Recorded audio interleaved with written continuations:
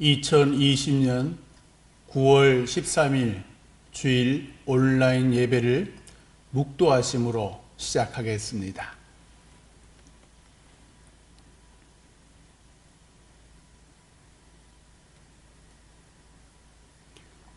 여호와께서 빈궁한 자의 기도를 돌아보시며 그들의 기도를 멸시하지 아니하셨도다. 이 일이 장래 세대를 위하여 기록되리니 창조함을 받을 백성이 여호와를 찬양하리로다. 여호와께서 그의 높은 성소에서 굽어보시며 하늘에서 땅을 살펴보셨으니 이는 갇힌 자의 탄식을 들으시며 죽이기로 정한 자를 해방하사 여호와의 이름을 시온에서 그 영예를 예루살렘에서 선포하게 하려 하심이라. 그때에 민족들과 나라들이 함께 모여 여호와를 섬기리로다. 아멘. 다 같이 찬송가 1장 만복의 근원 하나님 함께 찬양하시겠습니다. 찬송가 1장 만복의 근원 하나님 함께 찬양하겠습니다. 만복의 근원 하나님 온 백성 찬송 드리고 저 천사여 찬송하세. 찬송 성부 성자 성령 아멘.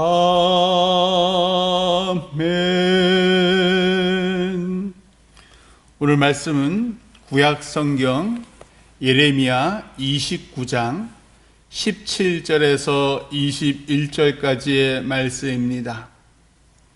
구약성경 1097쪽 예레미야 29장 17절로 21절까지의 말씀 저랑 함께 천천히 봉독하겠습니다.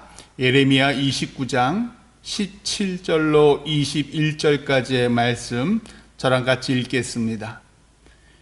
만군의 여호와께서 이와 같이 말씀하시되 보라, 내가 칼과 기근과 전염병을 그들에게 보내어 그들에게 상하여 먹을 수 없는 몹쓸 무화과 같게 하겠고 내가 칼과 기근과 전염병으로 그들을 뒤따르게 하며 그들을 세계 여러 나라 가운데에 흩어 학대를 당하게 할 것이며 내가 그들을 쫓아낸 나라들 가운데에서 저주와 경악과 조소와 수모의 대상이 되게 하리라.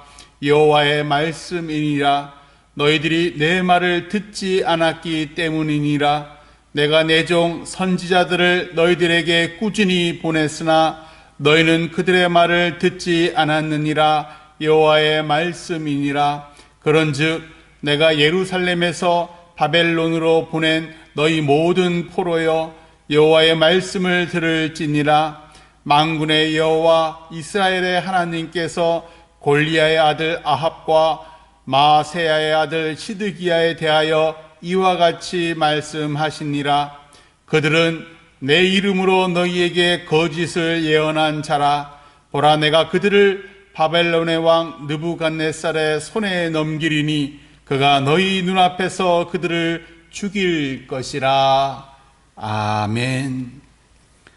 오늘 말씀 하나님의 침묵이라는 제목으로 하나님의 은혜를 전할 때에 많은 은혜 받으시기를 소망합니다. 지난주에 제가 집에서 피아니스트라는 영화를 봤습니다. 2002년에 개봉된 영화로 세계 제2차 대전 때 폴란드의 유명한 피아니스트 슈필만이라는 사람이 직접 겪은 전쟁의 참상을 그린 영화입니다. 독일 나치가 1939년 일방적으로 폴란드를 침공하면서 2차 세계대전이 시작이 되고, 나치는 유대계 폴란드인을 다른 폴란드인과 분리해서 팔에 다윗의 별이라고 하는 육각형 별이지요. 그 별이 그려진 완장을 그려서 차고 다녀라 라고 명령합니다. 유명한 폴란드의 피아니스트였지만 유대인이었던 이 슈필만과 그의 가족은 재산을 모두 뺏기고 격리된 지역에서 짐승만도 못한 대접을 받으며 살아갑니다. 그러다 나치의 유대인 말살 정책이 실시가 되면서 모두 기차를 타게 되는데, 유대인들이 탄 그 기차는 그 유명한 폴란드에 있는 아우슈비츠라는 곳에 수용소를 향해 가는 것입니다. 다 거기서 가스를 들이마시고 죽게 되지요. 이 행렬에 슈필만과 그의 가족도 같이 있었는데, 감사하게도 슈필만의 재능을 아까워했던 사람의 도움으로 간신히 그 대열에서 몰래 벗어나 중노동을 하면서 살아가게 됩니다. 그런데 조금 세월이 지나서 이 중노동하던 유대인들도 이제 또 죽임을 당하게 되는데, 그 바로 직전 슈필만은 그곳을 벗어나서 이 사람 저 사람 폴란드인의 도움을 받으며 이곳 저곳에 숨어서 지냅니다. 숨어 지내던 곳에 자신이 그토록 오랫동안 좋아하고 자신의 직업이기도 했던 그 피아노 건반들이 있는 집에 종종 있게 됩니다. 그런데 소리내어서 피아노를 칠 수가 없어요. 왜? 주변 사람들이 이곳은 빈집이라고 다 알고 있는데 거기서 피아노 소리가 나면 당연히 의아해하지 않겠습니까? 그래서 이 슈필만은 또 들키면은 자신이 유대인이라는 게 들키게 되니까 그럼 또 죽게 되니까요. 그래서 이 피아노 건반보다 조금 떨어진 곳에서 이렇게 눈을 감고 피아노 건반을 마치 치는 것 마냥 이렇게 손을 놀립니다. 그러면서 자기가 좋아하는 그 피아노를 상상으로 치고 상상으로 이 귀로 그 피아노 음악을 막 듣습니다. 거짓골을 한 채 이곳저곳 시체와 또 폐허를 헤집고 다니면서 먹을 걸 찾아다니는 전직 피아니스트. 1년, 2년 곧 끝날 줄만 알았던 이 전쟁은 5년이 넘게 지루하게 이어지고, 그리고 그 가운데 이 슈필만은 그저 자기 한 목숨 살아남는 것도 정말 엄청나고 힘들고 괴로운 나날의 연속이었다가 마침내 1945년 연합군 중에 소련군이 폴란드로 진입하면서 이 전쟁이 끝납니다. 슈필만은 다시 피아니스트로 명성을 날리고 2000년 20년 전이죠. 2000년에 하늘나라로 떠납니다. 슈필만은 살아남았지만 그의 부모와 형제 자매를 포함해서 2차 세계대전 때 600만 명이 넘는 유대인들이 죽습니다. 유대인들은 야곱의 후손입니다. 하나님을 믿는 야곱, 이스라엘이 그들의 조상입니다. 그러나 그들은 아우슈비츠에서 죽어야 했습니다. 그들이 머물던 수용소 곳곳에는 하나님은 없다라는 글자가 손톱으로 간혹 새겨져 있답니다. 그 반대로 하나님을 향한 믿음도 손톱으로 곳곳에 새겨져 있답니다. 하나님, 우리를 도와주옵소서.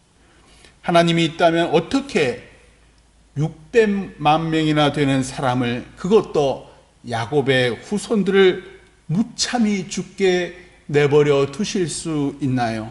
하나님은 정말 살아 계신 걸까요? 오늘 말씀 선지자 예레미야 때도 하나님께서 남유다를 바벨론에 의해 패망케 하십니다. 남유다의 마지막 왕 시드기야가 똑똑히 눈으로 보는 앞에서 바벨론 왕 느부갓네살은 이 시드기야 왕의 아들들을 다 죽입니다. 그리고 신하들을 다 죽입니다. 그것을 똑똑히 눈으로 보고 있던 그 시드기야 왕, 그 왕의 두 눈도 뽑아버립니다. 그리고 쇠사슬을 발목과 손목에 채우고 바벨론으로 질질질질 포로로 잡아갑니다. 왕궁도 성전도 모두 폐허가 됩니다. 약 150년 전 북이스라엘이 아수르에 의해 멸망될 때 이 남유다 왕과 백성들은 저 북이스라엘 사람들이 하나님을 제대로 섬기지 않고 우상 숭배를 일삼았기 때문에 저토록 패망한 것이다 라고 조롱했습니다. 자신들은 하나님의 계신 성전이 예루살렘에 있기 때문에 절대로 패망치 않는다 라고 자신했습니다. 그런데 선지자 예레미야를 통한 하나님의 말씀은 바벨론에게 항복하라 였습니다. 그러면 너희들이 살겠지만 항복하지 아니하면 죽임을 당할 것이다 라고 말씀합니다. 오늘 말씀처럼 칼과 기근과 전염병이 예루살렘을 덮쳐서 먹을 수 없는 몹쓸 무화과 같게 하겠다. 또 세계 여러 나라 가운데 흩어져서 학대를 당하고 저주와 조소와 수모의 대상이 되겠다라고 하나님께서 말씀합니다. 그렇다면 이 하나님은 좋으신 하나님입니까? 나쁜 하나님입니까? 반면에 하나냐를 비롯해 오늘 말씀에 나오는 골라야의 아들 아합과 마세야의 아들 시드기야 같은 거짓 선지자들은 예루살렘이 망하지 않는다라고 예언을 합니다. 그 당시 왕과 백성들에게 가장 인기 있었던 선지자 하나냐는 예레미야의 목에 걸려있던 나무로 된 소 멍에를 부수면서 하나님께서 자신에게 이렇게 예언하셨다라고 말합니다. 내가 2년 안에 모든 민족의 목에서 바벨론의 왕 느부갓네살의 멍에를 이와 같이 꺾어버리라 하셨느니라.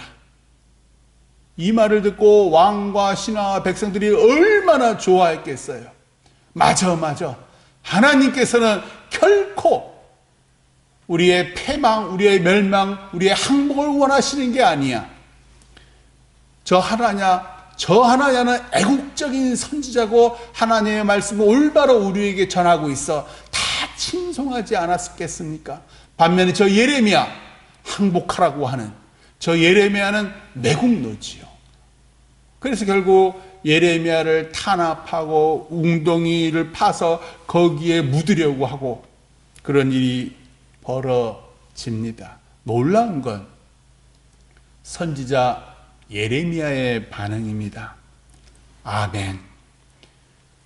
하나냐의 이 말씀, 즉 바벨론의 왕 느부갓네살의 멍에를 꺾어버리겠다, 모든 것을 회복시키겠다라는 이 말에 예레미야 선지자는 아멘, 여호와는 이같이 하옵소서 라고 말합니다. 왜? 예레미야도 하나님께서 저 강대국 바벨론을 꺾으시기를 소망했기 때문입니다. 왜? 그도 이스라엘 사람이기 때문입니다. 그러나 조금 있다가 하나님께서 예레미야에게 주신 말씀은 그의 소망과는 정반대였습니다. 바벨론이 남유다를 멸망시킨다는 말씀을 또 하십니다. 그러면서 모두 항복하면 살겠고 정하면 멸망당하리라. 그렇게 말씀합니다. 이거를 예레미야가 이스라엘 남유다 백성들에게 전하고 싶겠습니까? 정말 정키 싫은 예언입니다. 그러면서 하나님께서 예레미야에게 임하사 거짓 선지자 하나냐에게 이렇게 말하라고 말씀합니다. 네가 나무 멍에들을 꺾었으나 그 대신 쇠 멍에들을 만들었느니라. 내가 쇠멍에로 이 모든 나라의 목에 메워 바벨론의 왕 느부갓네살을 섬기게 하였느니라. 하나냐야 들으라. 여호와께서 너를 보내지 아니하셨거늘 네가 이 백성에게 거짓말을 믿게 하는도다. 네가 금년에 죽으리라. 아멘. 이 말씀을 들은 후 2개월 만에 하나냐는 죽습니다. 하나님은 살아계십니다. 살아계셔서 우리 죄를 똑똑히 보시고 우리를 징계하십니다. 그러나 하나님의 징계는 우리를 죄에서 돌이켜 하나님께로 돌아오라는 사인입니다. 하나님께 돌아오라고 징계하시는 겁니다. 너희가 돌아오면, 너희가 나에게로 돌아오면 하나님께서 그 모든 징계를 돌이켜 사랑을 베풀 것이요, 폐허 위에 멋진 성읍을 건축해 할 것이요, 감사와 즐거워하는 소리가 온 사방에 나오게 하겠다. 이것이 하나님이 그들과 우리에게 주기 원하시는 겁니다. 그러나 그들도 우리도 하나님의 말씀을 직접 듣기 힘듭니다. 직접 들을 수 있는 사람, 구약시대에는 몇몇 선지자들에게 하나님께서 직접 말씀하셨습니다. 그러나 선지자도 다 같은 선지자가 아닙니다. 어떤 선지자는 하나님의 말씀을 듣지 않았으면서 마치 들은 것처럼 사람들에게 거짓말하고 사람들이 듣기 좋은 소리, 사람들이 원하는 말을 마치 하나님의 말씀인 양 말합니다. 과거에도 오늘날에도 이런 선지자들이 제법 있습니다. 그들 중 누군 이단 사이비 교주가 되고 그들 중 누군 정통교회의 지도자가 되어 사람들을 현혹합니다.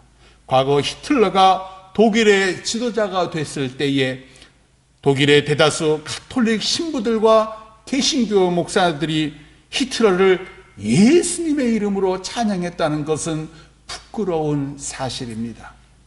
하나님께서는 왜 600만 명이나 되는 유대인들이 죽도록 방치하셨을까요? 왜 남유다를 패망케 하셨을까요? 거짓 선지자들이 과거나 지금이나 활개치도록 내버려 두시는 걸까요? 하나님께서는 왜 침묵하시는 걸까요? 2주 전 주일 저녁에 이제 만나러 갑니다라는 TV 프로그램을 시청했습니다. 74세 된 미국 교포 여자분이 이런 증언을 합니다. 4살 때 6.25 전쟁이 터져서 북한으로 간 부모님과 오빠들과 헤어졌답니다. 아버지는 동경 제국대학을 졸업하신 엘리트로 당시 남로당의 중요한 인물이었답니다. 홀로 남겨진 여자아이가 친척들 눈칫밥 보기도 너무 힘들어서 혼자 기숙사도 가고 이렇게 저렇게 살아남기 위해서 이 일 저 일 하다가 미국 군인을 만나서 결혼하고 그리고 미국에 정착해서 40년을 삽니다. 그러다가 북한에서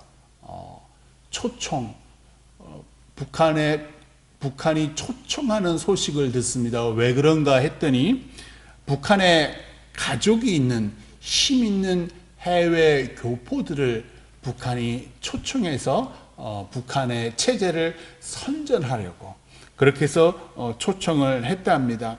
15일간의 방문 기간 중 단 3일만 뒤에 단 3일만 가족을 만났는데 함경도의 어느 작고 허름한 집에 남루한 옷차림의 어머니가 사시는데 아버지는 어디 계시냐라고 물었더니 주위를 이렇게 조심스럽게 살피신 후 말씀하시기를 아버지는 월북한 후에 얼마 있다 총살당해 길거리에 버려졌다 라고 말하더랍니다.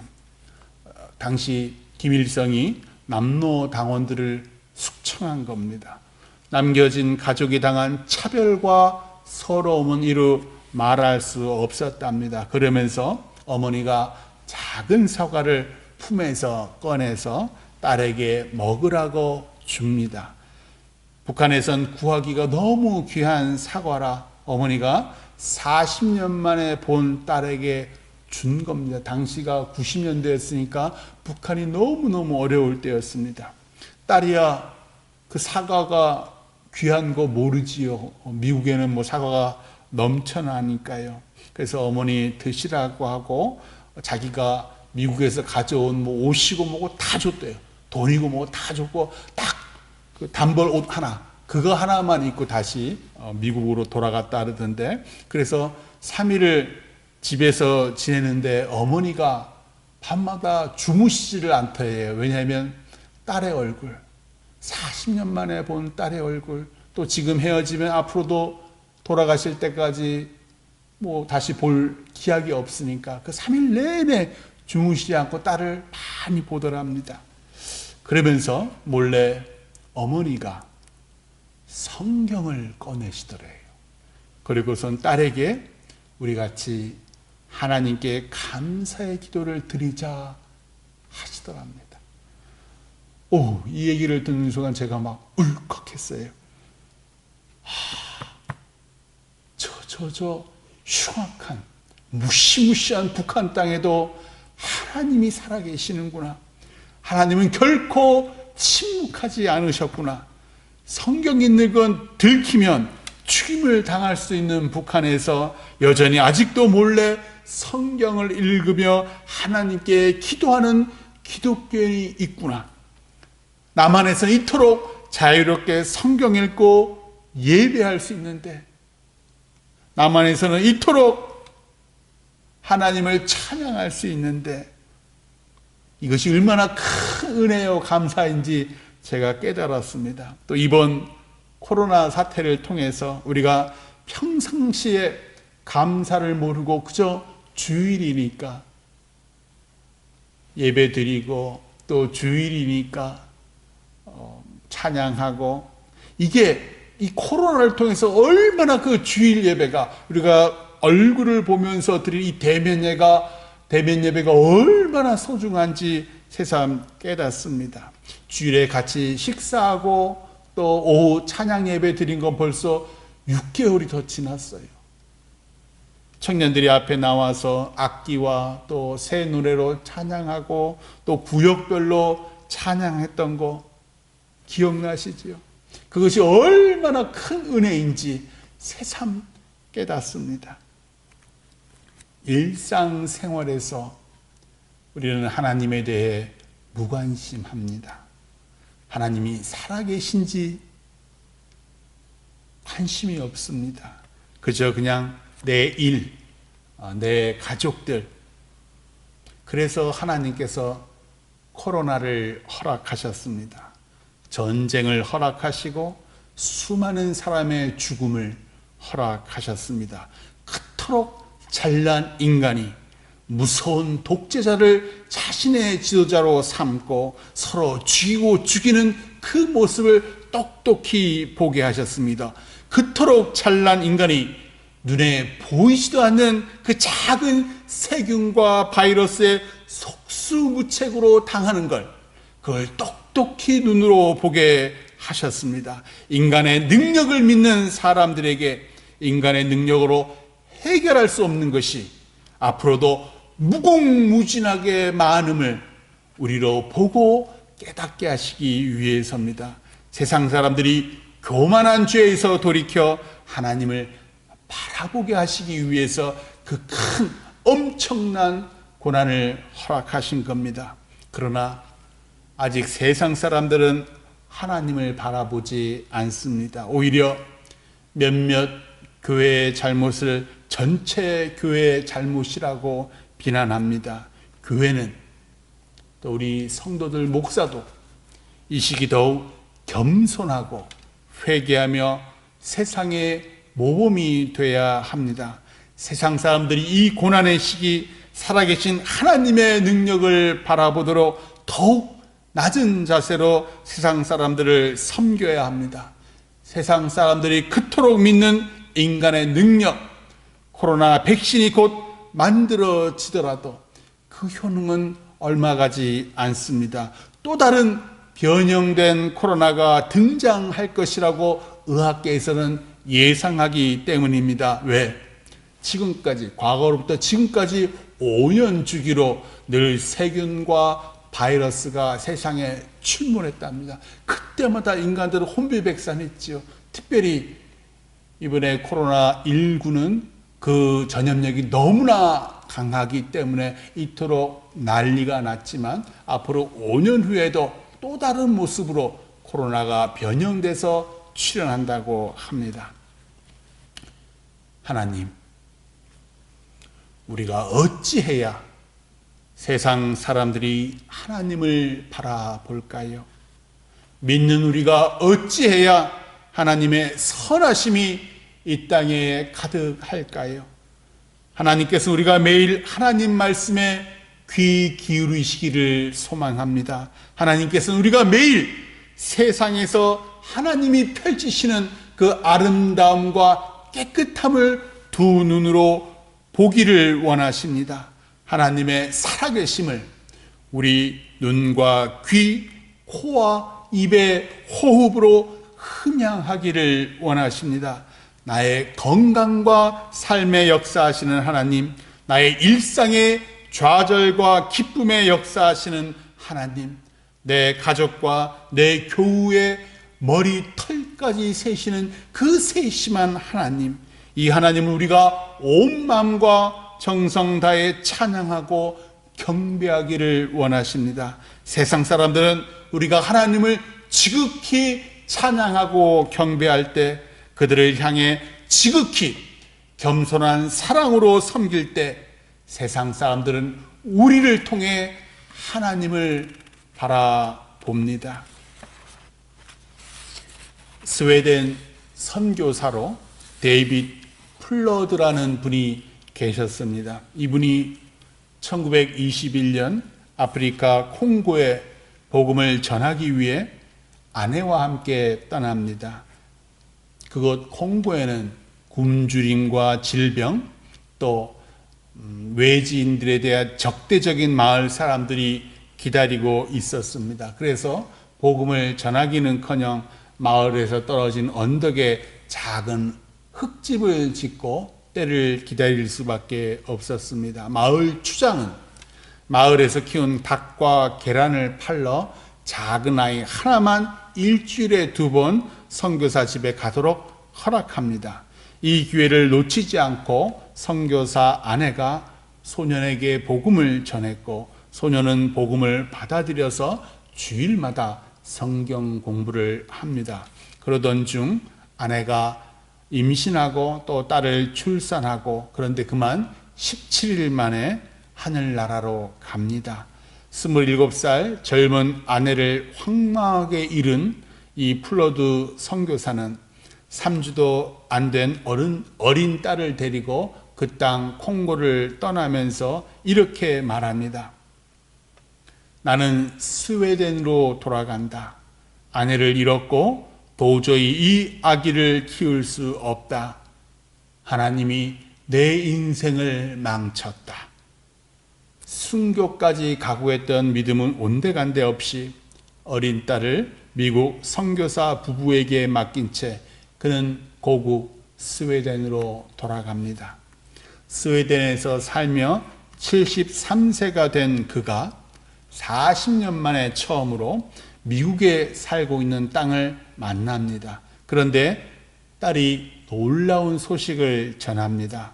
아버지를 만나기 위해 스웨덴으로 오다가 딸이 런던의 한 집회에서 흑인 목사님을 만났는데 그가 콩고 출신이라는 겁니다. 그래서 딸이 혹시 제 아버지 데이빗 플러드 선교사를 아시냐고 물었더니 흑인 목사님이 이렇게 말하더랍니다.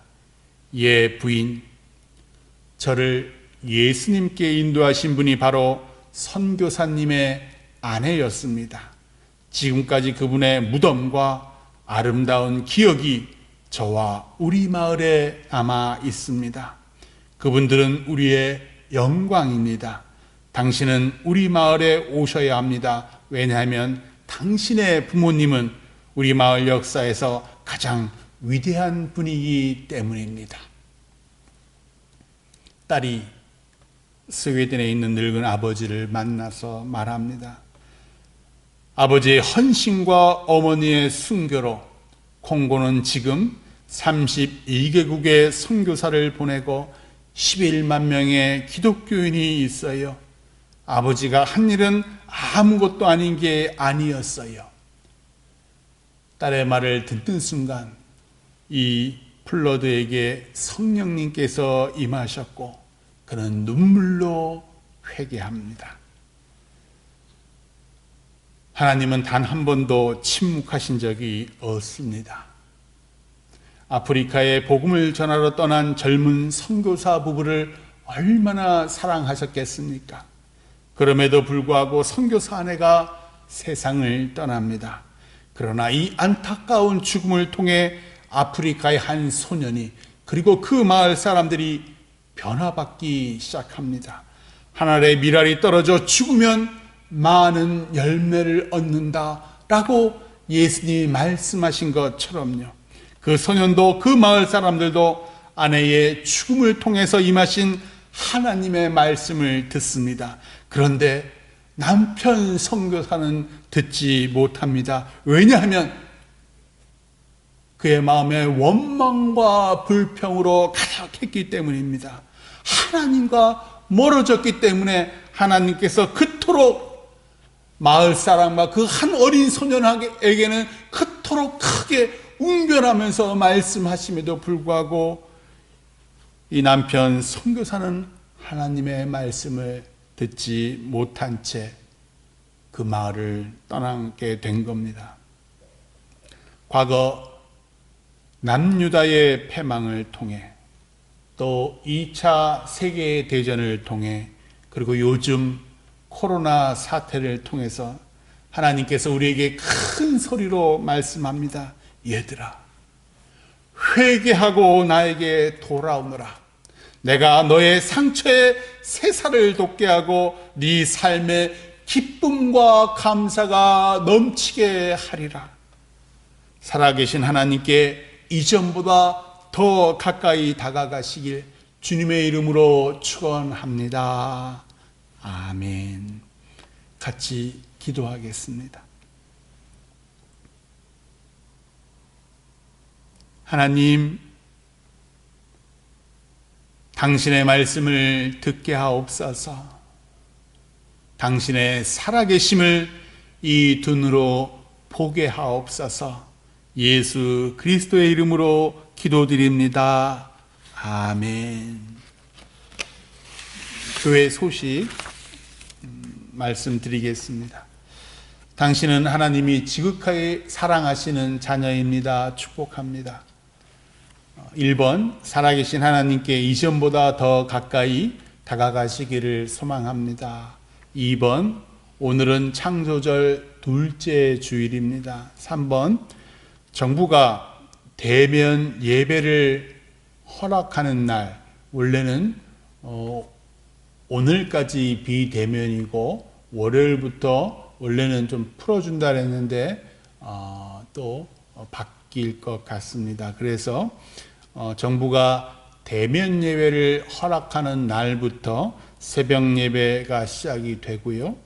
허락하는 다음 날이죠. 허락하는 다음 날부터 새벽 예배가 시작되고 또 그 주 수요 예배 또 주일 예배를 대면으로 다시 원래대로 다시 드리겠습니다. 아직도 식사와 또 주일 오후 찬양 예배는 아직까지 드리지 못합니다. 그 또한 조속히 하나님께서 허락하시기를 소망합니다.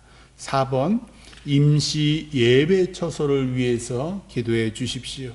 5번, 당회와 재직회는 추 상황에 따라 열도록 하고요.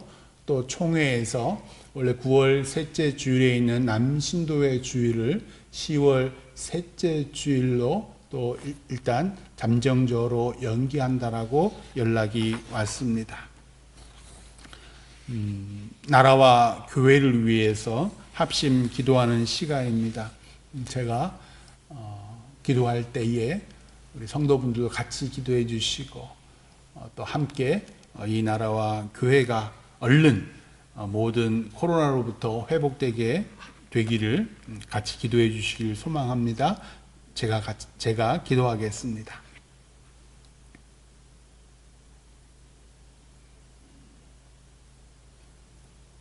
하나님 아버지, 이번 코로나 사태를 통해서 하나님께서 우리로 죄에서 돌이켜 하나님께로 돌아오게 하심을 믿사옵나이다. 주님, 이번 코로나 사태를 통해서 우리가 일상적으로 드렸던 예배가 얼마나 큰 하나님의 은혜였는지 깨닫게 하심에 감사합니다. 또한 지금 우리가 전쟁 없이 누리고 있는 평안 또한 하나님의 큰 은혜인 줄 믿사옵나이다. 주님, 우리를 통해서 하나님 당신의 살아계심이 세상 곳곳에 전하여지기를 소망합니다. 하나님 아버지, 코로나 백신과 치료제가 올 겨울에라도 얼른 개발될 수 있도록 주님 인도하여 주옵소서. 신천지 신도들 또 하나님의 교회 신도들 얼른 예수님께 돌아오도록 주님 주장하여 주옵소서. 위정자들에게 지혜와 힘 주시사 이 나라가 올바른 방향으로 이끌어지게 하옵시고 의료진들 지치지 않고 건강케 하여 주옵시며 또 파업과 휴학에서 얼른 일상으로 돌아오게 하여 주옵시며 또한 국민들의 삶들이 피폐하여지고 있사옵나이다.